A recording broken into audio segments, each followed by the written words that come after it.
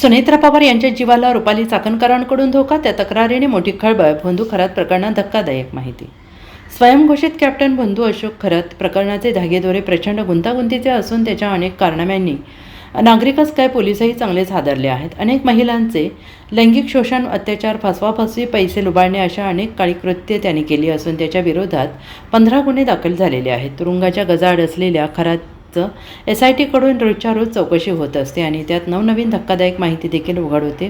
दरम्यान याच भोंदू खरात प्रकरणात आता एक नवा ट्विस्ट आलेला आहे. राज्याच्या उपमुख्यमंत्री सुनेत्रा पवार यांच्या जीवाला रुपाली चाकणकर यांच्याकडून धोका असल्याची तक्रार देण्यात आली. सूत्रांनी दिलेल्या माहितीनुसार बीडमधील एका व्यक्तीकडून SITकडे ही तक्रार दाखल करण्यात आली. तक्रार भोंदू खरात प्रकरणाशी संबंधित असल्याचा दावा करण्यात आला आहे. SITकडून या तक्रारीची पडताळणी होण्याची शक्यता आहे. कोणीतरी खोडसाळपणे ही तक्रार केल्याचा संशय असून सत्य काय आहे ते शोधून काढण्यासाठी या तक्रारीत खरंच किती तथ्य आहे याची SITकडून पडताळणी करण्यात येणार आहे.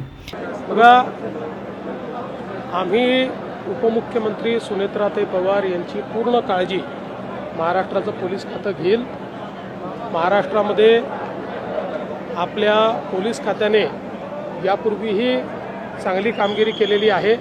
त्यामुळे जरूर अशा प्रकारचं पत्र असेल, काय जे काही येत असतील त्याची चौकशी पण केली जाईल, पण योग्य सुरक्षा तर आहे. Bureau report SBN Marathi, Mumbai.